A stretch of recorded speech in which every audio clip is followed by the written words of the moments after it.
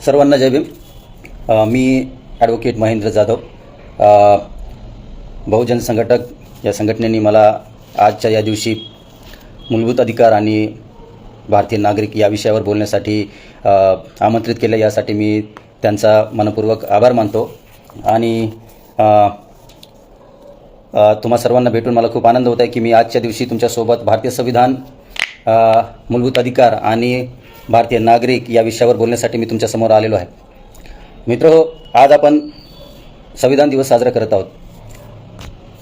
संविधान दिवस साजरा करत असताना किंवा भारतीय संविधान या विषयावर बोलत असताना आपल्याला बऱ्याच काही गोष्टी काळजीपूर्वक बघाव्या लागतात, काळजीपूर्वक समजाव्या लागतात आणि त्यानुसार आपण भारतीय संविधानाला आणि आजच्या या वर्तमान परिस्थितीला कशा पद्धतीने बघतो, समजतो यावर खूप गहन विचार करावा लागतो। मित्रहो, भारताचे संविधान जेव्हा 25 नोव्हेंबर 1949 या साली अंमलात आले, डॉक्टर बाबासाहेब आंबेडकरांनी 2 वर्ष 11 महिने 17 दिवस अथक परिश्रम करून या देशालाच नव्हे तर या जगालाच सर्वोत्कृष्ट असे संविधान लिहून दिले। आणि आपण असे बघतो की हजारो वर्ष जी लोक गुलामीच्या साखळीमध्ये अडकून होती, हजारो वर्ष ज्या लोकांना माणूस म्हणून संबोधण्याचा अधिकार नव्हता, ज्या लोकांना शिक्षणाचा अधिकार नव्हता, ज्या लोकांना पाणी पिण्याचा अधिकार नव्हता, ज्या लोकांना धार्मिक अधिकार नव्हते, ज्या लोकांना काही कामं करण्याचे अधिकार नव्हते, म्हणजे टू बी कन्क्लुसिव्ह माणूस म्हणून जगण्याचा सुद्धा अधिकार नव्हता, अशा लाखो करोडो लोकांना डॉक्टर बाबासाहेब आंबेडकरांनी आजच्या या दिवशी असे अधिकार दिले ज्या अधिकारांमुळे आपण आज बघतो की भारताचा प्रत्येक नागरिक आज मानाने जगतो, सुखाने जगतो, स्वाभिमानाने जगतो। हे फक्त आणि फक्त भारतीय संविधानाच्यामुळेच आहे आणि डॉक्टर बाबासाहेब आंबेडकरांच्या अथक परिश्रमामुळे आहे, हे आपण सर्वजण मानतो। मित्रहो, थॉमस जेफरसन एक गोष्ट म्हणतो, जेव्हा थॉमस जेफरसनने अमेरिकन कॉन्स्टिट्यूशन लिहिले होते तेव्हा त्याच्या मनात एक गोष्ट आवर्जून होती। तो म्हणतो की लोकशाही ही यशस्वी होण्यासाठी त्या देशाचे लोक हे सुशिक्षित असणे फार गरजेचे असते आणि म्हणून आपण असे बघतो की थॉमस जेफरसनने सुद्धा अमेरिकेला पार्लिमेंटरी डेमोक्रेसी न देता प्रेसिडेन्शियल फॉर्म ऑफ डेमोक्रेसी दिली, या भीतीने की जर मी अमेरिकन लोकांना किंवा माझ्या देशाच्या लोकांना जर मी पार्लिमेंटरी फॉर्म ऑफ डेमोक्रेसी दिली तर कदाचित माझे राष्ट्र हे कोसळून पडेल। माझ्या राष्ट्रामध्ये ज्या उमेदीने मी या देशाला हे संविधान देत आहे ते संविधान कोसळून पडेल आणि माझं राष्ट्रही कोसळून पडेल। या भीतीने थॉमस जेफरसनने सुद्धा त्याच्या देशाला प्रेसिडेन्शियल फॉर्म ऑफ डेमोक्रेसी दिली। पण आपण असं बघतो की भारत हजारो वर्ष गुलामीमध्ये जगणारा देश, कित्येक लोकांनी या देशावर आक्रमण करणे तर एक वेगळा विषय आहे समजा, पण आपण असं बघतो की इथल्या या हिंदू व्यवस्थेने, इथल्या या ब्राह्मणी व्यवस्थेने या देशाच्या लाखो करोडो लोकांना गुलामीमध्ये जकडून ठेवले होते आणि अशा देशाला, ज्या देशामध्ये शिक्षण नव्हते, ज्या देशामध्ये धार्मिक स्वतंत्रता नव्हती, ज्या देशामध्ये बोलण्याचा अधिकार नव्हता, ज्या देशामध्ये चालण्याचा अधिकार नव्हता, अशा देशाला डॉक्टर बाबासाहेब आंबेडकरांनी पार्लिमेंटरी फॉर्म ऑफ डेमोक्रेसी दिली। पार्लिमेंटरी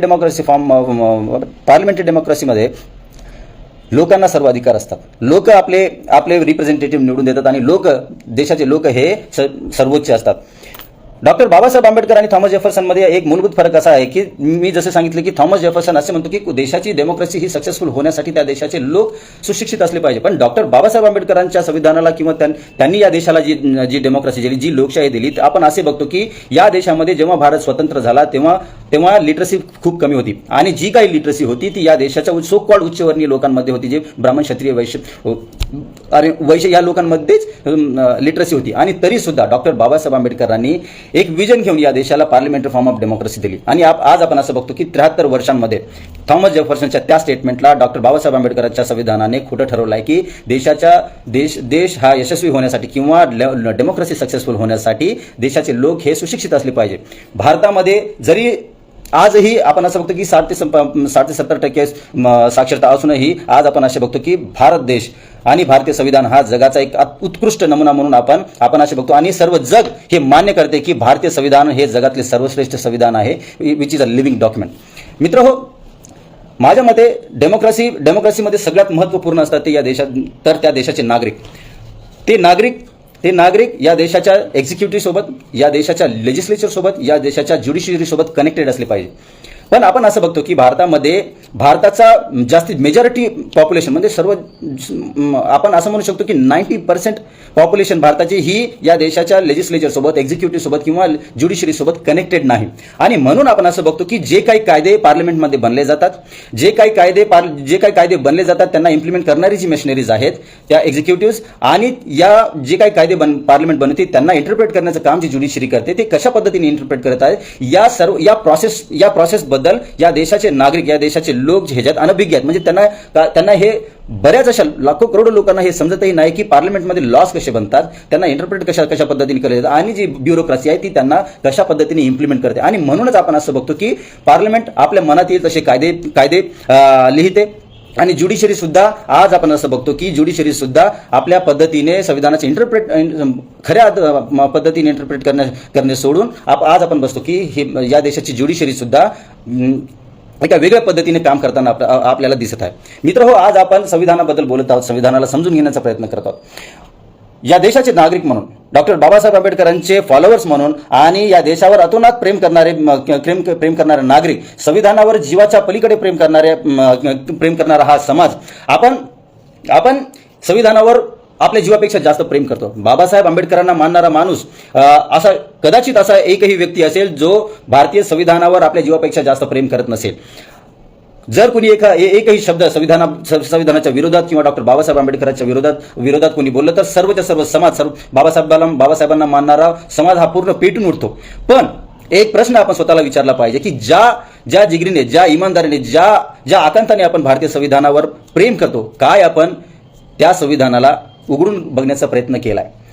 गेल्या 73 वर्षामध्ये जी काही सामाजिक, शैक्षणिक, पॉलिटिकल, आर्थिक उन्नती, प्रगती या देशाच्या लोकांची, मी फक्त शेड्यूल कास्ट, शेड्यूल ट्राईब्स आणि मायनॉरिटीज बद्दल बोलत नाही मित्रांनो. भारताचे हे संविधान जे आहे या देशाच्या प्रत्येक नागरिकाच्या आर्थिक, सामाजिक, शैक्षणिक आणि राजकीय उन्नतीबद्दल बोलतो. आणि म्हणून फक्त आंबेडकरी समाजच नव्हे तर या देशाचा प्रत्येक नागरिक, या देशाचे प्रत्येक मिशनरी काय या संविधानाला त्या पद्धतीने बघते. त्यांचं सोडा, जो समाज डॉक्टर बाबासाहेब आंबेडकरांवर जीवाच्या पलीकडे प्रेम करतो, भारतीय संविधानावर आकांताने प्रेम करतो, काय आपण त्या संविधानाला उघडून बघण्याचा प्रयत्न केलेला आहे? काय कधी आपण फंडामेंटल राईट्स बद्दल माहिती करण्याचा प्रयत्न केला आहे? काय आहेत ते directive principles of state policies? काय आहेत ते फंडामेंटल राईट्स? काय आहे ती ज्युडिशरी? काय आहे ती एक्झिक्युटिव्ह? काय आहे ती पार्लमेंटरी फॉर्म? काय आपण त्या संविधानाच्या पुस्तकाला कधी उघडून बघण्याचा प्रयत्न केलाय? तर उत्तर मला वाटते हे आपण पेसिमिस्टिक आहे, निगेटिव्ह आहे. आपण बऱ्याच आकांताने संविधानाबद्दल बोलतो, फंडामेंटल राईट्स बद्दल बोलतो आणि जर कोणी संविधानाच्या विरोधामध्ये जेव्हा बोलतो तर आपण पेटून उठतो. पण डॉक्टर बाबासाहेब आंबेडकरांनी कोणते अथक परिश्रम करून हे संविधान आपल्याला दिलेले आहे? काय त्या संविधानामध्ये आहे? ते प्रिएम्बल काय आहे? काय liberty, equality, fraternity and justice हे काय आहे? फंडामेंटल राईट्स काय आहेत? आपण ते समजण्याचा प्रयत्न करत नाही किंवा वाचण्याचा प्रयत्न करत नाही. आणि म्हणूनच आज जेव्हा आपण 4 मित्र बसतो किंवा जेव्हा आपले सोशल ग्रुप्स असतात, आपण आपल्या दररोजच्या चर्चेचा विषय हा असतो की भारतीय संविधान भारतीय संविधान is in danger, Indian constitution is in danger, ही व्यवस्था संविधानाला संपवण्याचा प्रयत्न करत आहे, तुमचे मूलभूत अधिकार संपवण्याचा प्रयत्न करत आहे. हे सगळे जे कॉमन मुद्दे असतात हे आपल्या दररोजच्या चाय टेबलवर बसून बोलणारे मुद्दे असतात मित्रांनो. पण कधी आपण त्याच टेबलवर भारतीय संविधानाला उघडून बघण्याचा प्रयत्न केला की कोणते असे प्रोव्हिजन्स आहेत जे ही व्यवस्था संपवण्याचा प्रयत्न करत आहे आणि डॉक्टर बाबासाहेब आंबेडकरांनी त्याचे उत्तर म्हणून काय त्या संविधानामध्ये दिलेलं आहे जेणेकरून आपण या व्यवस्थेला एक उत्तर म्हणून, एक चॅलेंज म्हणून उभं टाकू शकतो. तर उत्तर असं येते मित्रांनो की आपण तो प्रयत्न करण्यामध्ये असफल होत आहोत, यशस्वी होत नाहीत असं मला वाटतं. आणि म्हणूनच आपल्या समोर चॅलेंजेस आहेत, संविधानाला पकडून आपल्या समोर चॅलेंजेस आहेत, आपल्या समोर प्रश्न आहेत, पण आपण त्या प्रश्नाची उत्तरे आपल्या चर्चेचा भाग नसतो. यामुळे आपण असं बघतो की आपली जी एनर्जी आहे, आपला जो वेळ आहे, आपण फक्त या व्यवस्थेला क्रिटिसाइज करण्यामध्ये, या व्यवस्थेवर प्रश्न विचारण्यामध्ये करतो. पण त्या संविधानामध्ये काय तरतुदी आहेत या व्यवस्थेला थांबवण्यासाठी, ते समजण्यासाठी संविधान उघडून बघण्याचा प्रयत्न करत नाही मित्रांनो. हो, डॉक्टर बाबासाहेब आंबेडकरांनी जेव्हा हे संविधान या देशाला दिलं होतं तेव्हा डॉक्टर बाबासाहेब आंबेडकरांचा हा असा विचार होता की हे संविधान हे जगाचे एक सर्वोत्कृष्ट संविधान असावे आणि या संविधानाअंतर्गत या देशाच्या प्रत्येक नागरिकाला, मग तो कोणत्याही जातीचा असो, कोणत्याही धर्माचा असो, कोणत्याही पंथाचा असो किंवा तो स्त्री असो किंवा पुरुष असो, प्रत्येकांना समान अधिकार मिळाले पाहिजे, प्रत्येकांना समान जगण्याचा अधिकार मिळाला पाहिजे, प्रत्येक नागरिकाला स्वाभिमानाने जगता आले पाहिजे. आणि म्हणूनच डॉक्टर बाबासाहेब आंबेडकरांनी भारतीय संविधानामध्ये फंडामेंटल राईट्स मूलभूत अधिकार पार्ट 3 या गोष्टीला, या प्रोव्हिजन्सला भारतीय संविधानामध्ये इन्क्लूड केले. मित्रहो, आपण जेव्हा फंडामेंटल राईट्सला बघतो आणि त्यांना समजण्याचा प्रयत्न करतो, तर डॉक्टर बाबासाहेब आंबेडकरांची मेन इंटेन्शन भारतीय संविधानामध्ये फंडामेंटल राईट्सला टाकण्याची अशी होती की त्यांच्या समोर या देशाच्या प्रत्येक नागरिकाचा प्रश्न होता आणि त्यांचं सर्व आयुष्य या देशाच्या सर्व सप्रस लोकांना अधिकार मिळवून देण्यासाठी त्यांचं अख्खं आयुष्य त्यांनी घालवलं. आणि त्यांचा असा विचार होता की जर संविधान बनत असेल तर ते संविधान या देशाच्या शोषित पीडित लोकांच्या भल्यासाठी जर लिहिलं गेलं नाही, किंवा त्या संविधानामध्ये या देशाच्या शोषित पीडित लोकांबद्दल, त्यांच्या अधिकारांबद्दल, त्यांच्या शैक्षणिक अधिकारांबद्दल, त्यांच्या राजकीय अधिकारांबद्दल, त्यांच्या सामाजिक अधिकारांबद्दल जर काही तरतुदी जर संविधानामध्ये दिल्या गेल्या नाही तर ते या देशासाठी घातक असेल. असं म्हणून डॉक्टर बाबासाहेब आंबेडकरांचा आतोनात प्रयत्न होता की ते संविधान सभेमध्ये जावं, त्यांनी संविधानामध्ये या देशाच्या शोषित पीडित लोकांसाठी काहीतरी करावं, ही एकच इच्छा घेऊन डॉक्टर बाबासाहेब आंबेडकर संविधान सभेमध्ये गेले. मित्रांनो, आपण असं बघतो की 25 नोव्हेंबर 1949ला डॉक्टर बाबासाहेब आंबेडकरांनी हे संविधान या देशाला दिलं. 26 जानेवारी 1950ला हे भारताचे संविधान पूर्णपणे अंमलात आलं. आणि आपण असं बघतो की त्या काळी 395 आर्टिकल, 12 शेड्यूल्स आणि 22 पार्ट्स या संविधानामध्ये डॉक्टर बाबासाहेब आंबेडकरांनी इन्क्लूड केले. याच्यामध्ये सर्वात इम्पॉर्टंट जे आर्टिकल्स होते ते होते प्रिॲम्बल, फंडामेंटल राईट्स, डायरेक्टिव्ह प्रिन्सिपल्स. हे तीन जे पार्ट्स आहेत हे सरळ या देशाच्या नागरिकांसोबत कनेक्टेड आहेत.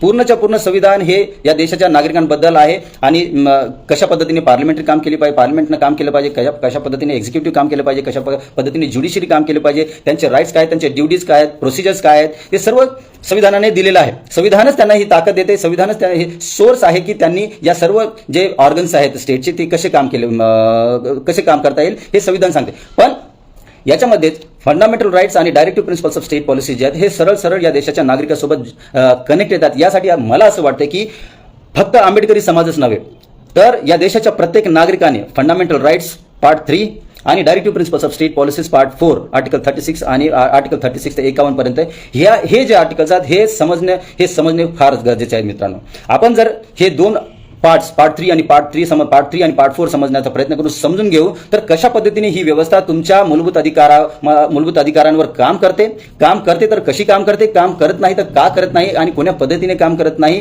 आणि त्यांना जर काम करायचे असेल तर कोण्या पद्धतीने काम केले पाहिजे हे सर्वच्या सर्व आपल्याला पार्ट 3 आणि पार्ट 4 मध्ये आपल्याला दिसते. मित्रांनो, पण आपण संविधानाबद्दल दररोज बोलतो पण आपण तो प्रयत्न कधी करत नाही की आपण ते संविधान उघडून ते आर्टिकल्स काय ते समजण्याचा प्रयत्न करू. मित्रहो, मला जे टॉपिक दिलेलं आहे की मूलभूत अधिकार आणि भारतीय नागरिक. मित्रहो, प्रत्येक या देशाचा प्रत्येक नागरिक, फक्त आंबेडकरी समाजच नव्हे तर या देशाचा प्रत्येक नागरिकाला असं वाटतं की माझे काही अधिकार असावेत, माझे काही अधिकार आहेत आणि संविधानाने ते अधिकार मला दिलेले आहेत आणि माझ्या कारण की मला संविधानाने अधिकार दिलेले आहेत मी त्या अधिकाराबद्दल बोलेन आणि मला ते अधिकार मिळालेच पाहिजे. पण आपण असं बघतो की ज्या विजनला घेऊन डॉक्टर बाबासाहेब आंबेडकरांनी फंडामेंटल राईट्स भारतीय संविधानामध्ये इन्क्लूड केले होते, आज 73 वर्षाच्या नंतर आपण असं बघतो की ज्या पद्धतीने संविधानाने काम केले पाहिजे, ज्या पद्धतीने संविधानात दिलेले जे आर्टिकल्स आहेत, फंडामेंटल राईट्स आहेत, त्या पद्धतीने आज अंमलात आलेले आपण असं बघत नाही. मित्रांनो, या देशात हजारो जाती आहेत, या देशात हजारो धर्म आहेत, या देशात हजारो पंथ आहेत, या देशात लाखो भाषा आहेत आणि तरी सुद्धा एक भाषा दुसऱ्या भाषेवर, एक धर्म दुसऱ्या धर्मावर, एक जात दुसऱ्या धर्मावर वरचढ करताना आपल्याला दररोज आपण आपल्या सभोवताली बघत असतो. आणि तरी सुद्धा इतके कॉन्फ्लिक्ट्स असताना सुद्धा, इतके डिफरन्सेस असताना सुद्धा आपण असे बघतो की प्रत्येक नागरिकाच्या अधिकाराचे संरक्षण फंडामेंटल राईट्सद्वारे करण्यात येते. मित्रांनो, पण आपण आज असे बघतो की 73 वर्षाच्या नंतरही ज्या पद्धतीने फंडामेंटल राईट्स इम्प्लिमेंट केले पाहिजे ते इम्प्लिमेंट करताना आपण असं बघत नाही. ते का करण्यात आले नाही? मित्रांनो, डॉक्टर बाबासाहेब आंबेडकर जेव्हा संविधान लिहित होते त्या डॉक्टर बाबासाहेब आंबेडकरांनी फंडामेंटल राईट्स या संविधानामध्ये दिले, पण त्याच्यासोबतच directive principles of state policy सुद्धा पार्ट 4 मध्ये डॉक्टर बाबासाहेब आंबेडकरांनी इन्क्लूड केले. मित्रो, नेहमी फंडामेंटल राईट्सवर बोलतो, पण आपण कधीही डायरेक्टिव्ह प्रिन्सिपल्स ऑफ स्टेट पॉलिसीजला समजण्याचा प्रयत्न करत नाहीत. आपण जेव्हा अमेरिकन कॉन्स्टिट्यूशन बघतो, आपण जेव्हा युकेचं कॉन्स्टिट्यूशन बघतो, जरी ते लिखित संविधान नसेल तरी बऱ्याच काही ट्रीटीज, बऱ्याच काही कस्टम्स, बऱ्याच काही कन्व्हेन्शनच्या आधारे युकेचं कॉन्स्टिट्यूशन चालते. दुसरे जे डेमोक्रॅटिक कॉन्स्टिट्यूशन जसे कॅनडाचं कॉन्स्टिट्यूशन आहे, स्वित्झर्लंडचं कॉन्स्टिट्यूशन, जे ट्रेडिशनल कॉन्स्टिट्यूशन्स आहेत त्याच्यामध्ये डॉक्टर बाबासाहेब आंबेडकर असं बघतात की फंडामेंटल राईट्स हे यांना जास्त महत्त्व दिलेलं आहे. आणि डॉक्टर बाबासाहेब आंबेडकरांचं असं मानणं होतं, त्यांचा असा समज होता की जर फंडामेंटल राईट्सला जर संविधानामध्ये जास्त पॉवरफुल बनवलं तर ज्या पद्धतीने स्टेटला काम करायला पाहिजे त्या पद्धतीने स्टेट काम करणार नाही. आणि म्हणूनच स्टेटला काही डायरेक्शन्स असले पाहिजे, स्टेट्सला काही इम्पॉर्टंट डायरेक्शन्स असले पाहिजे, जेणेकरून ज्या मूलभूत अधिकाराची तरतूद संविधानामध्ये केली गेलेली आहे त्या मूलभूत अधिकारांना इम्प्लिमेंट करण्यासाठी, त्या मूलभूत अधिकारांना निगडित असे लॉज बनवण्यासाठी, बिल्स बनवण्यासाठी डॉक्टर बाबासाहेब आंबेडकरांची अशी मान्यता होती, असा समज होता की संविधानामध्ये अशा काही तरतुदी झाल्या पाहिजे जेणेकरून आपण स्टेटला असं डायरेक्ट करू की त्यांनी कोणत्या कोणत्या पद्धतीने, काय पद्धतीने या देशाच्या नागरिकाच्या वेलफेअरसाठी काम केले पाहिजे. म्हणून आपण असं बघतो की directive principles of state policies article 36 ते 51 पर्यंत डॉक्टर बाबासाहेब आंबेडकरांनी या देशाच्या केंद्र आणि राज्य सरकारना काही दिशानिर्देश दिलेले आहेत की त्यांनी कसे काम केले पाहिजे, काय काम केले पाहिजे, कोणते वेलफेअर प्रोव्हिजन्स त्यांनी आखले पाहिजे, कोणत्या वेलफेअर पॉलिसीज त्यांनी बनवल्या पाहिजे आणि कशा पद्धतीने या देशाच्या प्रत्येक नागरिकाचे सामाजिक, आर्थिक, शैक्षणिक आणि पॉलिटिकल वेलफेअर स्टेटद्वारे इम्प्लिमेंट केलं पाहिजे, स्टेटद्वारे हे सर्व झालं पाहिजे. याच्यासाठी डॉक्टर बाबासाहेब आंबेडकरांनी डायरेक्टिव्ह प्रिन्सिपल्स ऑफ स्टेट पॉलिसीजला भारतीय संविधानामध्ये पार्ट 4च्या अंतर्गत त्यांनी टाकले. पण आज आपण असं बघतो की ही या व्यवस्थेने एका पद्धतशीरपणे डायरेक्टिव्ह प्रिन्सिपल्स ऑफ स्टेट पॉलिसीजला बाजूला करून फंडामेंटल राईट्सचा आधार घेऊन या देशाला एका कॅपिटलिस्ट नेचरकडे वळवण्याचा प्रयत्न ही व्यवस्था करत आहे. आपण असं बघतो कसं करत आहे मित्र. डॉक्टर बाबासाहेब आंबेडकरांचा directive principles of state policies संविधानामध्ये टाकण्याचा असा विचार होता की या देशाच्या प्रत्येक नागरिकाचे सामाजिक, आर्थिक आणि शैक्षणिक डेव्हलपमेंट जर व्हायचं असेल तर स्टेटने एज्युकेशनल पॉलिसीज इम्प्लिमेंट केल्या पाहिजे, स्टेटने हेल्थकेअर उभा केला पाहिजे, स्टेटने पॉलिटिकल सिस्टम उभा केला पाहिजे, स्टेटने ॲग्रिकल्चरल इंडस्ट्रीला बघितलं पाहिजे आणि त्याबद्दल पॉसिबल असे सर्वच्या सर्व लॉज पार्लमेंटमध्ये इनॅक्ट केले पाहिजे आणि ते लॉज कोण्या पद्धतीचे असले पाहिजे असे या तरतुदी सुद्धा डॉक्टर बाबासाहेब आंबेडकरांनी डायरेक्टिव्ह प्रिन्सिपल्स ऑफ स्टेट पॉलिसीमध्ये केलेले आहेत. पण आपण आज असं बघतो की त्यांना मेटिक्युलस पद्धतीने या व्यवस्थेने बाजूला ठेवून फंडामेंटल राईट्स आधार घेऊन या देशाला कॅपिटलिझमकडे वळवण्याचा प्रयत्न ही व्यवस्था आज करत आहे. मित्रो, टेक्निकॅलिटीजचा भाग जर आपल्याला बघायचा झाला तर आपण जेव्हा पार्ट 3 कडे बघतो, पार्ट 3 फंडामेंटल राईट्स, मूलभूत अधिकार याबद्दल बोलते मित्रो. काय आहे ते पार्ट 3 कडे आपण जेव्हा बघतो तर काही सर्टन मूलभूत अधिकार या देशाच्या नागरिकांना, सर्व नागरिकांना भारताचे संविधान मी सर्व आर्टिकल्स बद्दल मी आज तुम्हाला इथे सांगणार नाही कारण की आपल्याला तर तितका वेळ सुद्धा राहणार नाही आणि तो एक टेक्निकल मुद्दा आहे. याच्यासाठी त्याच्यावर बऱ्याच काही विस्तृत पद्धतीने आपण बोललं गेलं पाहिजे आणि एका तासामध्ये त्या पूर्ण मूलभूत अधिकारावर बोलणे हे नेक्स्ट टू इम्पॉसिबल आहे. पण तरी मी काही असे इम्पॉर्टंट आर्टिकल्स मी तुमच्या समोर तुम्हाला समजण्याचा किंवा तुमच्यासोबत शेअर करण्याचा प्रयत्न करेन जेणेकरून आपण हे समजण्याचा प्रयत्न करू की डॉक्टर बाबासाहेब आंबेडकरांनी मूलभूत अधिकार संविधानामध्ये जेव्हा त्यांनी टाकले तर त्यांची इंटेन्शन काय होती आणि कशा पद्धतीने ते मूलभूत अधिकार आज काम करत आहेत. सगळ्यात महत्त्वाचं जे आर्टिकल डॉक्टर पार्ट 3 मध्ये जे आहे ते आहे आर्टिकल 14 मित्रांनो, इक्वालिटी बिफोर लॉ. आपण सर्व हे जाणतो की हजारो वर्ष या देशामध्ये सामाजिक, आर्थिक, धार्मिक, जातीय गुलामगिरी होती, असमानता होती. लाखो करोडो लोक या देशामध्ये ज्यांना माणूस म्हणून समजण्याचा सुद्धा अधिकार नव्हता. अशा लोकांना डॉक्टर बाबासाहेब आंबेडकरांनी आर्टिकल 14च्या अंतर्गत समानतेचा अधिकार दिला मित्रांनो. म्हणजे पैसेवाला असो किंवा गरीब असो, भिकारी असो किंवा राष्ट्रपती असो किंवा एक साधारण माणूस असो, सर्वच्या सर्व कायद्याच्या अंतर्गत सर्व समान आहेत. कोण्याही व्यक्तीला असमानतेने बघण्याचा अधिकार त्यांना नाही आणि जर तो व्यक्ती दुसऱ्या व्यक्तीला असमानतेने किंवा अनइक्वल ट्रीट करत असेल तर कायद्याअंतर्गत तो एक गुन्हा ठरेल. याच्यासाठी डॉक्टर बाबासाहेब आंबेडकरांनी आर्टिकल 14 इक्वालिटी बिफोर लॉ, समानतेचा अधिकार हा एक महत्त्वाचा मूलभूत अधिकार डॉक्टर बाबासाहेब आंबेडकरांनी फंडामेंटल राईट्समध्ये टाकला मित्रांनो. दुसरा एक महत्त्वाचा आर्टिकल जे आहे ज्याच्यावर मला वाटते खूप विस्तृत पद्धतीने बोलले पाहिजे ते आहे आर्टिकल 15 डिस्क्रिमिनेशन. आर्टिकल 15 काय म्हणते article 15? Prohibition of discrimination on the grounds of religion, race, caste, sex और प्लेस ऑफ बर्थ. म्हणजे कोणीही या देशातला कोणताही नागरिकावर धार्मिक, पंथ, रेस, जात तो स्त्री असो किंवा पुरुष असो किंवा त्याच्या जन्माच्या प्लेस ऑफ बर्थ म्हणजे त्याने कुठे जन्म घेतलाय, कोणत्या जागी जन्म घेतलाय, या आधारावर कोणीही त्याच्यावर डिस्क्रिमिनेशन करणार नाही. आणि जर या आधारावर, जातीच्या, धर्माच्या आधारावर, पंथाच्या आधारावर किंवा प्लेस ऑफ बर्थच्या आधारावर जर कोणी डिस्क्रिमिनेशन करत असेल तर ते कायद्याने गुन्हा ठरेल. मित्रहो, आज आपण असं बघतो की फक्त आंबेडकरी समाज त्यांना समानतेचा अधिकार भेटला. ते गुलामीमध्ये जगत होते आणि डॉक्टर बाबासाहेब आंबेडकरांमुळे त्यांना समानता भेटली. प्रत्येक क्षेत्रामध्ये आज ते उन्नत आहेत आणि म्हणून आपण डॉक्टर बाबासाहेब आंबेडकर किंवा संविधानाबद्दल आपण आदर व्यक्त करतो. पण या देशाचे इतर धर्माचे लोक जे आहेत ते या आर्टिकलला समजण्यामध्ये मला वाटते अटर फेल ठरलेत. जर खऱ्या अर्थाने डॉक्टर बाबासाहेब आंबेडकरांनी हे जे आर्टिकल जर टाकलं असेल तर या देशाच्या प्रत्येक नागरिकासाठी त्या टाकलेलं आहे. पण आज असं बघतो की फक्त बाबासाहेबांना मानणाऱ्या लोकांशिवाय, समाजाशिवाय, कम्युनिटीशिवाय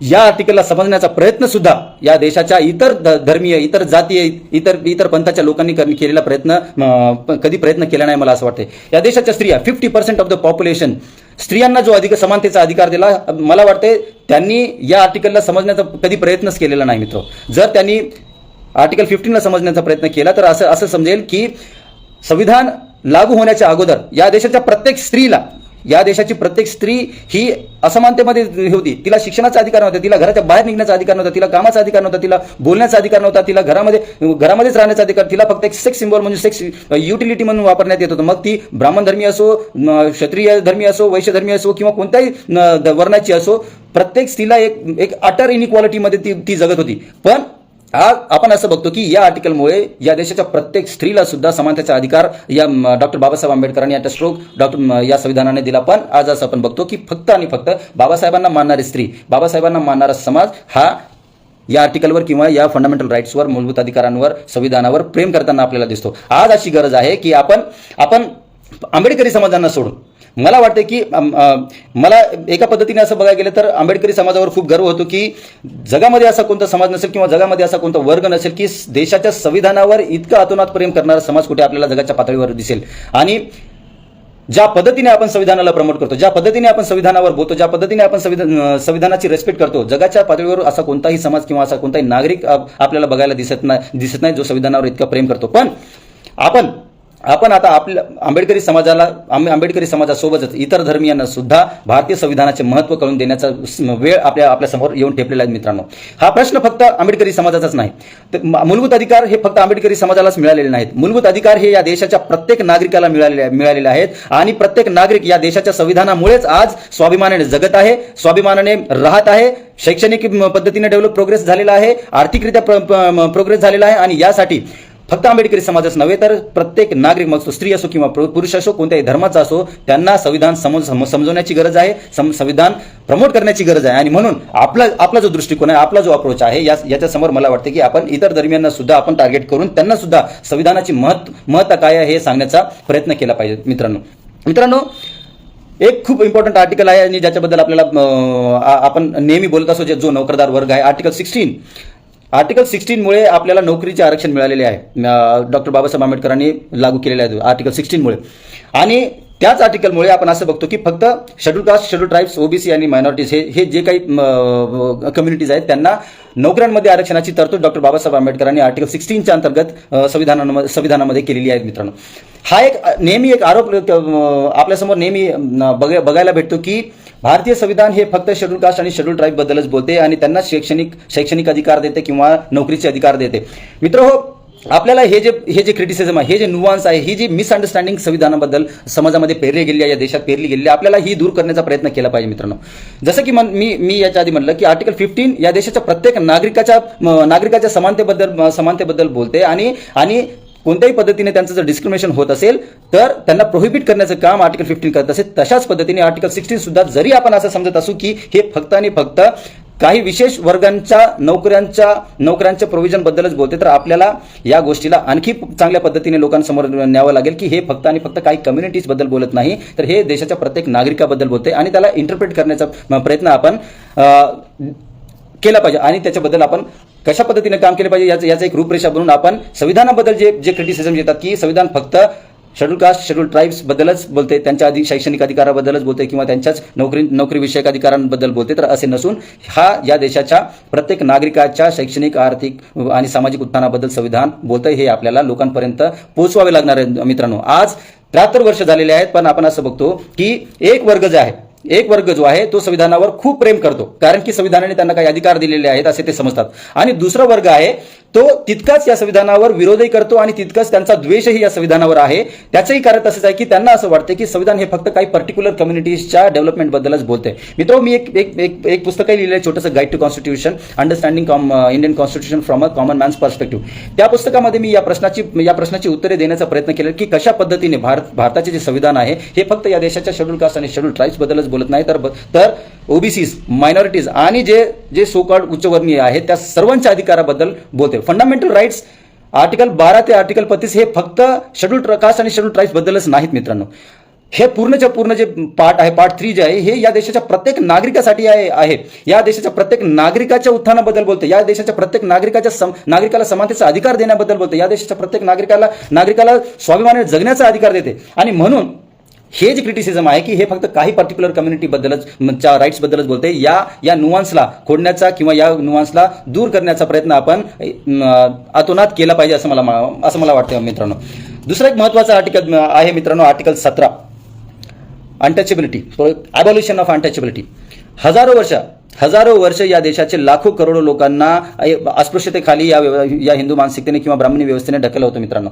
डॉक्टर बाबासाहेब आंबेडकरांनी आर्टिकल 17च्या अंतर्गत अनटचेबिलिटीला फक्त दूरच नाही केले, तर डॉक्टर बाबासाहेब आंबेडकरांनी त्याच्यामध्ये एक अशी तरतूद केली की जेणेकरून जो कोणी अनटचेबिलिटी प्रॅक्टिस करेल ते कायद्याने गुन्हा ठरेल आणि तो कायद्याने तो गुन्हेगार राहील आणि त्याला कायदा पनिश करेल, अशी प्रोव्हिजन डॉक्टर बाबासाहेब आंबेडकरांनी आर्टिकल 17च्या अंतर्गत केली. आणि आपण असं बघतो की असे बरेच काही schedule caste prevention act, atrocity act आणि असे बरेच काही जे प्रोव्हिजन्स आहेत, 8 सेपरेट ऍक्ट्स आहेत या आर्टिकलच्या अंतर्गत आपण इनॅक्ट झालेले बघतो. त्याचे इम्प्लिमेंटेशन कशा पद्धतीने झालेलं आहे, ते किती पद्धतीने लोकांपर्यंत पोहोचलेलं आहे, हा एक दुसरा चर्चेचा विषय आहे.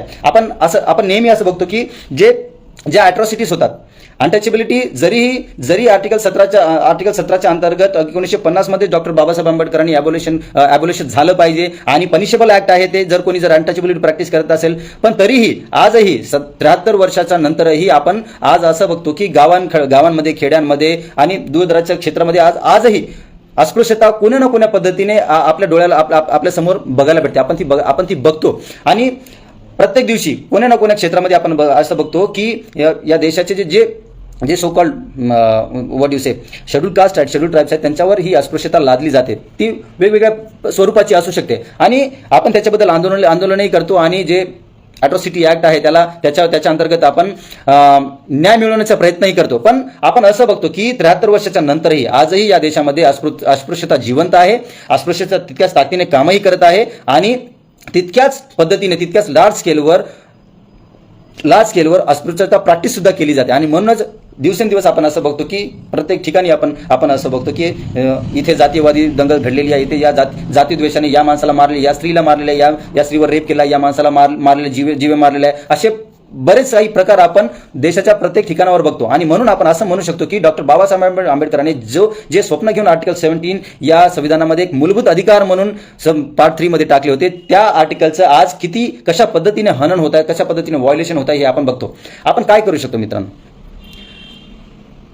आपण आपल्या डोळ्यासमोर हे सर्व होताना बघत असताना आपण काय करू शकतो? आपण भारतीय संविधानाने जे अधिकार दिलेले आहेत ते लोकांपर्यंत पोहोचवण्याचं काम एकीकडे आपल्याला ते करायचंच आहे की तुमचे अधिकार काय. जर तुम्हाला असं वाटत असेल की तुमचे अधिकार गोठवले जात आहेत, तुमच्या अधिकाराचे हनन होत आहे, तर तुम्हाला संविधान ते अधिकार देते की तुम्ही सरकारच्या विरोधामध्ये किंवा कोणत्या इंडिव्हिज्युअलच्या विरोधामध्ये तुम्ही प्रश्न विचारू शकता, तुम्ही कोर्टात जाऊ शकता. त्याच्यासोबतच आपल्याला हे काम सुद्धा करावे लागणार आहे की जे इतर धर्मीय लोक आहेत, ज्यांच्या मनामध्ये देशाच्या दुसऱ्या तबक्याबद्दल घृणा निर्माण झालेली आहे किंवा ती आजही त्यांच्या मनामध्ये ती आहे, संविधानाबद्दल असो किंवा धार्मिक असो, जाती असो, आपल्याला ती नाहीशी करण्याचा प्रयत्न करावा लागणार आहे मित्रांनो. आणि आपण तो करतो. आंबेडकरी समाज तथागत बुद्धाला मानणारा किंवा फॉलो करणारा समाज, बाबासाहेबांना मानणारा समाज तो काम अतोनात करत असतो, दिवसेंदिवस करत असतो, प्रत्येक ठिकाणी ते काम करत असतो. तर आपल्याला त्याचा कॅनव्हास आपण वाढवला पाहिजे असे मला वाटते मित्रांनो.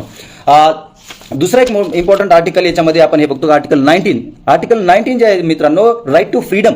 म्हणजे राईट टू फ्रीडम मध्ये टोटल 7 राईट्स अधिकार डॉक्टर बाबासाहेब आंबेडकरांनी संविधानामध्ये टाकले होते मित्रांनो. ते होते freedom of speech and expression, बोलण्याचा अधिकार, freedom of speech and expression, right to assemble peacefully, म्हणजे तुम्ही कोणत्याही जागी असेंबल होऊ शकता without any arm. Right to form association, तुम्ही तुमचे असोसिएशन उभे करू शकता, तुम्ही तुमचे युनियन उभे करू शकता, तुम्ही तुमचे सोशल ग्रुप्स उभे करू शकता. Right to move freely throughout the territory of, तुम्ही देशाच्या कोणत्याही भागामध्ये जाऊन राहू शकता, देशाच्या कोणत्याही भागामध्ये जाऊन तुम्ही तुमचे घर बांधू शकता, तिथं राहू शकता, तिथं काम करू शकता. Right to reside and settle in any part of the territory of India. एक इम्पॉर्टंट आर्टिकल मित्रांनो डॉक्टर बाबासाहेब आंबेडकरांनी 1949 मध्ये संविधानाचा भाग होता, पण 1950-51ला तो अधिकार जो आहे right to property sub clause F मध्ये तो अधिकार डॉक्टर बाबासाहेब आंबेडकरांनी टाकला होता. राईट टू प्रॉपर्टी म्हणजे या देशाच्या प्रत्येक नागरिकाला प्रॉपर्टी अक्वायर करण्याचा अधिकार आहे आणि स्टेट मशिनरीज त्या अधिकाराचं हनन व्हायोलेशन करू शकणार नाहीत. पण आपण असं बघतो मित्रांनो की त्या अधिकाराला, राईट टू प्रॉपर्टीच्या अधिकाराला 1951 मध्ये त्या अधिकाराला रिपील करण्यात आले, त्या अधिकाराला काढून टाकण्यात आले आणि आर्टिकल 300 मध्ये त्याला एक नॉमिनल प्रोव्हिजन म्हणून या काँग्रेस गव्हर्नमेंटने 1950-51 मध्ये त्याला आर्टिकल 300 मध्ये टाकून राईट टू प्रॉपर्टीला एक नॉमिनल प्रोव्हिजन म्हणून संविधानामध्ये दुसऱ्या पार्ट मध्ये मूव्ह केलं मित्रांनो. Right to practise any profession or to carry any occupation or trade or business, म्हणजे तुम्ही तुमच्या पसंतीचा कोणताही बिझनेस करू शकता, कोणताही प्रोफेशन कॅरी करू शकता, कोणताही ऑक्युपेशन करू शकता आणि कोणत्याही पद्धतीचे तुम्हाला जे वाटेल ते बिझनेस तुम्ही करू शकता. मित्रहो, हा राहिला अधिकाराचा भाग. संविधानाने आपल्याला हे अधिकार दिलेले आहेत. काय खऱ्या अर्थाने हे अधिकार आजच्या घडीला आपण या देशाचे मेजॉरिटी ऑफ द पॉप्युलेशन हे अधिकार कॅरी करत आहेत का? आपण असं बघतो की या देशाचे लोक ॲज अन इंडिव्हिज्युअल या राईट टू फ्रीडमला जे 7 अधिकार आहेत त्याला समजण्यामध्ये किंवा त्याला इम्प्लिमेंट करण्यामध्ये कुठे ना कुठेतरी आपण सबशेल फेल ठरलेलो आहोत असं आपण बघतो. आणि जी आहे म्हणजे तुम्हाला अधिकार दिला, तुम्ही right to freedom of speech and expression म्हणजे तुम्हाला बोलण्याचा अधिकार दिलेला आहे. पण आपण आज असं बघतो की या संविधानाने जो अधिकार तुम्हाला दिलेला आहे त्या अधिकाराचं व्हायोलेशन, हनन दिवसेंदिवस वाढत चाललेलं आहे. म्हणजे तुमच्या बोलण्याच्या अधिकाराला सुद्धा संपवण्याचं काम ही व्यवस्था करत आहे मित्रांनो. तुम्ही जर या व्यवस्थेच्या विरोधामध्ये किंवा या सरकारच्या विरोधामध्ये जर काही बोललात तर तुमच्यावर नाही ते केसेस करून तुम्हाला जेलमध्ये कोंबण्याचं काम ही व्यवस्था आज करत आहेत मित्रांनो. आपण काय करू शकतो? सर्वात डेमोक्रेसीमध्ये सगळ्यात महत्त्वाचा जो अधिकार असतो तो freedom of speech and expression असतो. म्हणजे तुम्हाला जर असं वाटत असेल की तुमच्या अधिकाराचं व्हायोलेशन होत आहे, तुमच्या अधिकाराचं हनन होत आहे आणि तुम्हाला जर त्या व्हायोलेशन बद्दल बोलण्याच्या अधिकार, ज्या संविधानाने जे अधिकार दिलेला आहे त्या अधिकाराचं जर व्हायोलेशन होत असेल तर आपण काय करायला पाहिजे मित्रांनो? आपण काय करू शकतो? मित्रहो, आपण असं बघतो की जर आपण या व्यवस्थेच्या विरोधामध्ये, सरकारच्या विरोधामध्ये आपण जेव्हा बोलतो तेव्हा सरकार आपल्याला खोटे केसेस करून जेलमध्ये टाकण्याचा प्रयत्न करते.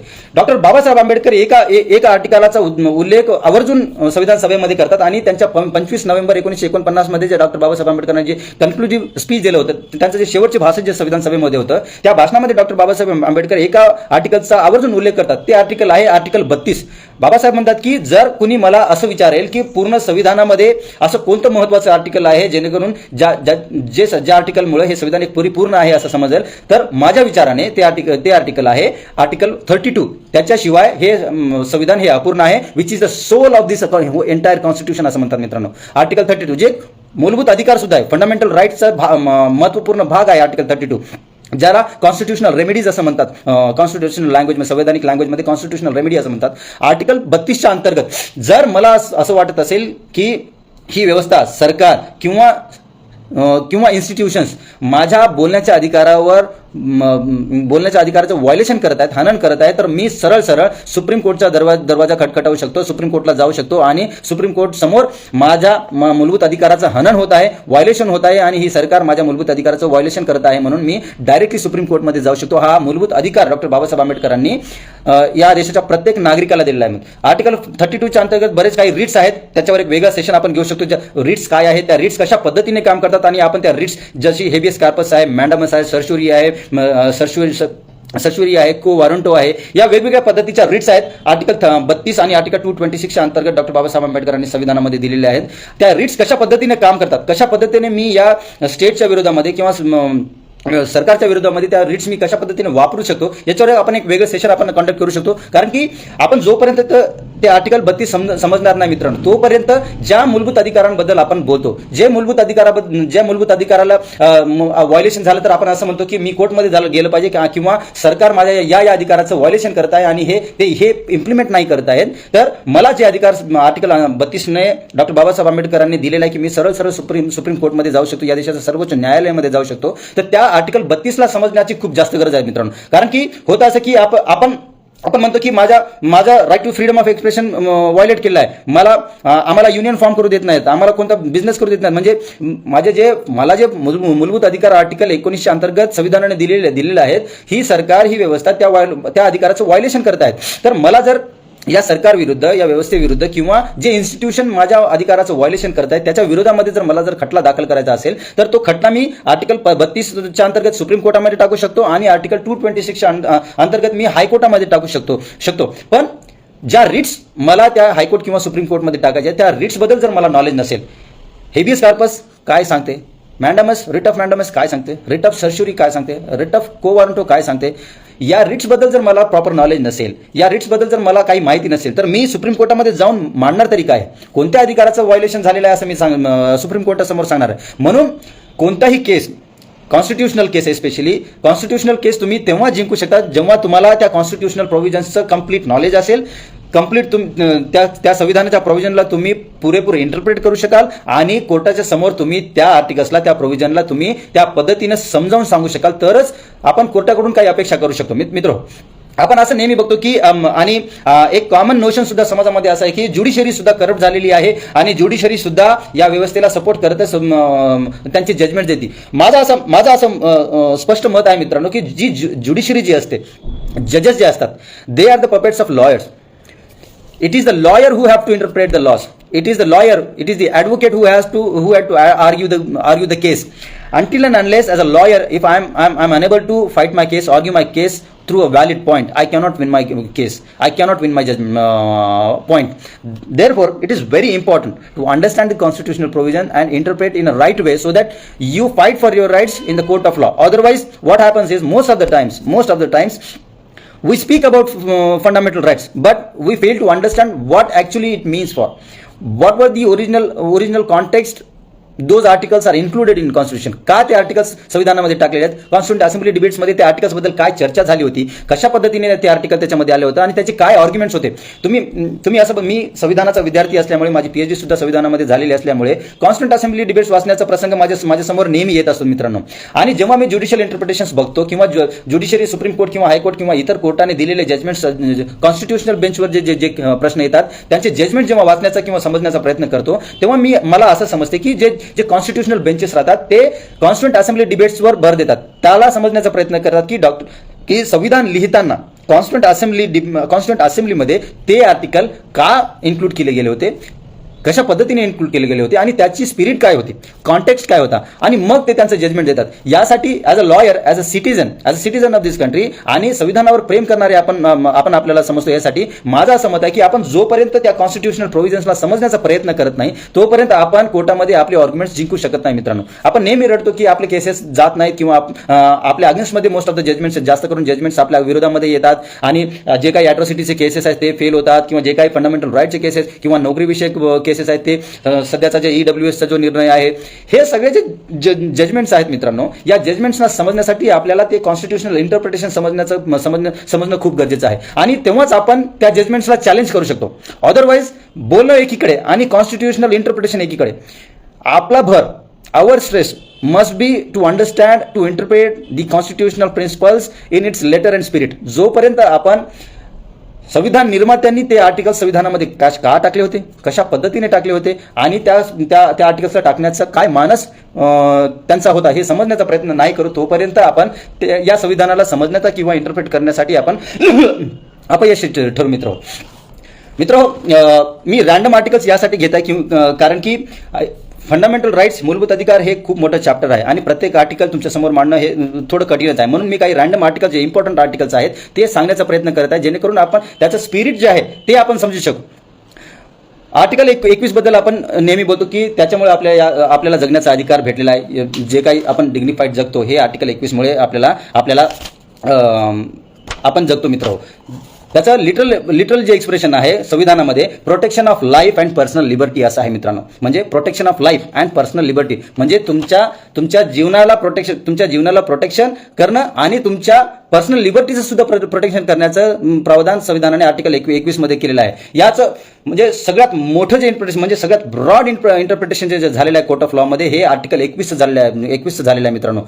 हजारो असे केसेस आहेत जे आर्टिकल 21 वर डिपेंड होऊन या ज्युडिशरीने इंटरप्रेट केलेले आहेत आणि बरेच काही लॉज जे आहेत या आर्टिकल 21 मुळे आपण असे बघतो की 1950 पासून ते आतापर्यंत असे हजारो बरेच काही आर्टिकल्स जे लॉस आहेत हे या आर्टिकल 21 मुळे आपण अंमलात पास झालेले इनेक्ट झालेले आपण असे बघतो मित्रांनो.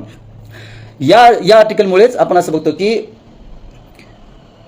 जो तबका ज्या लोकांना जगण्याचा अधिकार नव्हता त्या लोकांना समानतेचा अधिकार तर दिला पण त्याच्यासोबतच तुमच्या पर्सनल लिबर्टीला सुद्धा या आर्टिकलच्या अंतर्गत प्रोटेक्ट करण्यात आलेले मित्रांनो. म्हणजे समानतेचा अधिकार देणं एकीकडे आणि त्या अधिकाराला प्रोटेक्ट करणं महत्वाचं आहे. म्हणजे डॉक्टर बाबासाहेब आंबेडकरांचं विजन बघा की एकीकडे आपण असं बघतो की हा अधिकार आहे पण त्या अधिकाराला जर आपण प्रोटेक्ट करू नाही शकलो किंवा त्या अधिकाराला प्रोटेक्ट करण्याचं जर प्रोव्हिजन एखादं जर संविधानामध्ये नसतं तर ते अधिकार एक म्हणजे एक मियर पॉसिबल आर्टिकल म्हणून संविधानामध्ये असतं. म्हणून डॉक्टर बाबासाहेब आंबेडकरांनी protection of life and personal liberty म्हणजे तुमच्या पर्सनल लिबर्टीला प्रोटेक्ट करण्याचं काम डॉक्टर बाबासाहेब आंबेडकरांनी आर्टिकल 21 अंतर्गत केलेलं आहे. आणि ते प्रोटेक्शन कसं राहिलं पाहिजे proper procedure established by law. म्हणजे त्या आर्टिकलमध्ये एक पर्टिक्युलर शब्द आहे की no person shall be deprived of his life or personal liberty except according to procedure established by law. म्हणजे लॉच्या अंतर्गत जे प्रोसिजर इस्टॅब्लिश केलेलं आहे त्याच्या अंतर्गत तुमचं प्रोटेक्शन करण्यात येईल आणि तुमचे जे पर्सनल लिबर्टीचे अधिकार आहेत ते प्रोटेक्ट करण्यात येतील आणि ते सगळेचे सगळे ॲज पर लॉ राहिले पाहिजे. पार्लमेंट असो ज्युडिशरी असो किंवा एक्झिक्युटिव्ह असो हे तुमच्या पर्सनल लिबर्टीला कोणत्याही पद्धतीने ते डिप्राईव्ह करू शकणार नाहीत. आणि जर ते डिप्राईव्ह करायचे झाले जसं की इमर्जन्सीच्या काळामध्ये झालं होतं इंदिरा गांधीच्या काळामध्ये तर ते डिप्रायव्हेशन सुद्धा एका पर्टिक्युलर प्रोसिजर फॉलो करूनच तुमचे मूलभूत अधिकार गोठवण्यात येईल असं हे आर्टिकल सांगते मित्रांनो. या आर्टिकलबद्दल बरंच काही आपण बोलू शकतो बरंच काही लिहिलं जाऊ शकतो लिहिल्या गेलेलं आहे आणि या आर्टिकलवर एक वेगळा वर्कशॉप आपण कंडक्ट करू शकतो मित्रांनो.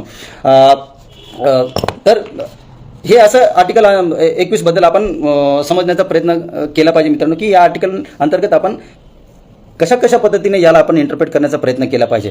याबद्दल आपण निश्चितच नेहमी दुसरे वर्कशॉप सुद्धा कंडक्ट करू असं मी बोलतो मित्र. हो सरतेसरी मी एकच सांगण्याचा प्रयत्न करेल की आज जी परिस्थिती आपल्या डोळ्यासमोर आहे आज जे आपण दररोज आपल्या डोळ्यासमोर बघतो की भारतीय जनता पार्टी असो किंवा काँग्रेस असो किंवा कोणतेही राजकीय पक्ष असो या संविधानाला ज्या पद्धतीने अंमलात आणले पाहिजे त्या पद्धतीने अंमलात आणत नाहीये आणि एक करून संविधानाला हात न लावता तुमच्या मूलभूत अधिकाराला हात न लावता ते एक पॅरलल सिस्टम उभी करतात जेणेकरून तुमचे सर्वच्या सर्व अधिकार हे गोठवण्यात येतील तुमचे सर्वच्या सर्व अधिकार संपवण्यात येतील. मग तो शिक्षणाचा अधिकार असो किंवा तुमच्या नोकरीचा अधिकार असो किंवा तुमचा जगण्याचा अधिकार असो तुमच्या संविधानाला ते हात न लावता एक पॅरलल सिस्टम ही व्यवस्था उभी करण्याचा प्रयत्न करत आहेत मित्रांनो. या पॅरलल सिस्टमला जर आपल्याला उत्तर द्यायचं असेल तर फक्त आणि फक्त भारतीय संविधानामुळेच आपण देऊ शकतो. फक्त आणि फक्त डॉक्टर बाबासाहेब आंबेडकरांची जी विजन संविधानाला धरून होती त्या विजनला समजूनच करू शकतो. आणि ते समजण्यासाठी आपल्याला निरंतर काम करावं लागणार आपल्याला निरंतर संविधानाबद्दल बोलावं लागणार आहे. निरंतर संविधानाने जे अधिकार दिलेले आहेत खास करून मी म्हणेल की आपल्याला आर्टिकल 32 आणि आर्टिकल 226 आणि डायरेक्टिव्ह प्रिन्सिपल्स ऑफ स्टेट पॉलिसीजवर भर देऊन आपल्याला काम करावं लागणार आहे. जनमानसामध्ये या प्रोव्हिजन्सला नेण्याचा प्रयत्न करावा लागणार आहे जेणेकरून राज्याचे काय कर्तव्य आहेत राज्याने काय केले पाहिजे आणि संविधानाने जे दिशानिर्देश या राज्याला दिलेले आहेत आणि जर ते राज्य सरकार असो किंवा केंद्र सरकार असो ते जर इम्प्लिमेंट करत नसेल तर संविधान त्या राज्य सरकारला किंवा केंद्र सरकारला कशा पद्धतीने रोखू शकते हे आपल्याला लोकांना समजून सांगावं लागणार आहे मित्रांनो. आणि तरच आपण एक फोर्स तयार करू शकू. या व्यवस्थेला उत्तर देण्यासाठी आपल्याला एक फोर्स तयार करावी लागणार आहे मित्रांनो. एक कॉन्स्टिट्यूशनल फोर्स तयार करावी लागणार जे या संविधानाला इंटरप्रेट करू शकतील जे या संविधानाला समजावून सांगू शकतील आणि लोकांचं प्रबोधन करू शकतील. आपण जर ही फोर्स तयार करू शकलो आपण जर एक ताकद तयार करू शकलो आपण जी एक फोर्स तयार करून या व्यवस्थेला उत्तर देण्यासाठी सक्षम बनू शकलो तरच आपण येणाऱ्या काळामध्ये भविष्यामध्ये या व्यवस्थेला उत्तर देऊ शकू. अदरवाईज आपल्या डोळ्यासमोर आपण हे बघतो की फॉर्म बिल्स पास झाले ईडब्ल्यूएस जजमेंट आलं लेबर लॉस पास झाले डिमॉनिटायझेशन झालं म्हणजे गेल्या 8 वर्षामध्ये तुम्ही जे काही लॉज पास झालेले आहेत, जे काही कॉन्स्टिट्युशनल जजमेंट्स आलेले आहेत, जे काही अँटी कॉन्स्टिट्युशनल ऍक्टिव्हिटीज झालेल्या आहेत, या सगळ्या आपल्या डोळ्यासमोर असताना सुद्धा आपण त्या कोणत्याही चॅलेंजेसला फेस करू शकत नाही, त्या कोणत्याही चॅलेंजला आपण उत्तर देऊ शकत नाही. याचं सर्वात मोठं कारण हे संविधानाबद्दल असलेली अज्ञानता, संविधानाबद्दल असलेली नासमजपणा असो, किंवा आपण त्या संविधानाला ज्या पद्धतीने समजलं पाहिजे, इंटरप्रेट केलं पाहिजे, त्याच्यामध्ये आपण कुठेतरी फेल ठरलो असं मला वाटते. पण आपल्या डोळ्यासमोर हे सर्व असताना काय आपण या सर्व चॅलेंजेसला फेस करू शकतो, काय आपण आपले जे अधिकार आहेत, मी फक्त आंबेडकरी समाजाच्या अधिकाराचीच गोष्ट करत नाही. या देशाच्या आज या देशाच्या प्रत्येक नागरिकाच्या मूलभूत अधिकारावर एक प्रश्नचिन्ह या व्यवस्थेने उभं केलेलं आहे मित्रांनो.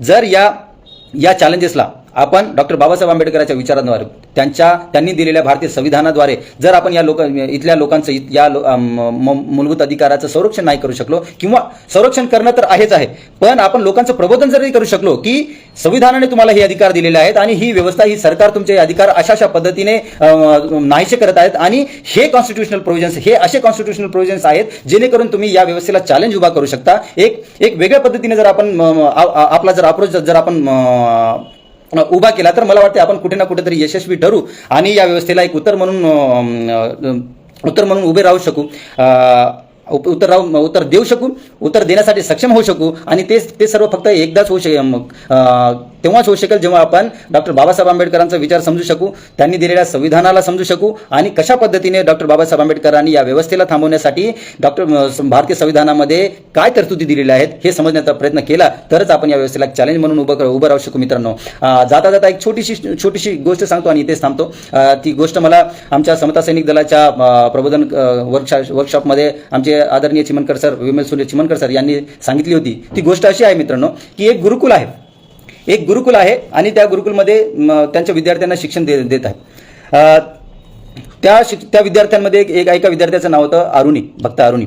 एक दिवस खूप वादळ पाऊस सुरू झाला आणि त्यांच्या गुरुकुलच्या बाजूला त्यांची शेत शिवार होती. खूप पाऊस सुरू आहे आणि सर्व चिंतित आहेत की त्यांचे जे शेत आहे ते पाण्याने वाहून जातील. तर त्यांचा गुरु त्यांच्या शिष्यांना आदेश देतो की तुम्हाला जाऊन आपल्या त्या शेताचे संरक्षण करायचे आहे. पाऊस इतका धोधो आहे की सर्व शिष्य भीत आहेत मित्रांनो. त्या शिष्यांमध्ये एक शिष्य होता, त्याचं नाव होतं अरुणी. अरुणी काय करतो, त्यांच्या शेतामध्ये जातो. तो अथक प्रयत्न करत आहे त्या पावसाच्या पाण्याला थांबवण्याचे. जे शिवार आहे त्या शेताच्या बाजूला जे त्याचे बॉर्डर्स आहेत त्यांना मातीने बुजवण्याचा प्रयत्न करत आहे. तो बऱ्याचपैकी यशस्वी होतो आणि जाते क्षणीच त्याला असं दिसतंय की एक जी बाजू आहे ती थांबण्याचा प्रयत्न, ते पाणी खूप जास्त जोराने जात आहे मित्रांनो, आणि ते पाणी तो थांबवण्याचा प्रयत्न करत आहे तो अरुणी, पण ते पाणी थांबत नाही. तर तो अरुणी काय करतो, स्वतः त्या बॉर्डरवर झोपतो आणि त्या पाण्याला थांबवण्याचा प्रयत्न करतो मित्रांनो, आणि रात्र पूर्ण निघून जाते. तो अरुणी परत येत नाही. सर्व जाऊन बघतात तेव्हा तो अरुणी जो आहे त्या शेताच्या बॉर्डरवर झोपून आहे आणि ते पाणी त्याने थांबवलेलं आहे मित्रांनो. तो पूर थांबवलेला आहे मित्रांनो. शेताला त्याने सेव्ह केलेलं आहे, संरक्षण केलेलं आहे. आपल्याला सुद्धा या देशाला, या संविधानाला त्या भक्त अरुणीसारखं स्वतःचा त्याग करून, स्वतःला समर्पित करून आपल्याला या संविधानाचं, या देशाचं रक्षण करावं लागणार आहे. आज आपण बसतो की वादळवारा, जातीय धर्मी मानसिकता, हिंदू मानसिकता, कम्युनल मेजॉरिटी या देशाला बर्बाद करण्याच्या मागे लागलेली आहे. आपण जर या देशावर प्रेम करत असू, डॉक्टर बाबासाहेब आंबेडकरांवर प्रेम करत असू, या संविधानावर प्रेम करत असू, तर आपल्याला सुद्धा स्वतःला, या देशाला वाचवण्यासाठी स्वतःला त्यागावं लागणार आहे, स्वतःला सॅक्रिफाईस करावं लागणार आहे. तुम्ही सर्व संविधानावर प्रेम करणारे लोक स्वतःला समर्पित कराल अशी आशा करतो आणि इथेच थांबतो. जय भीम.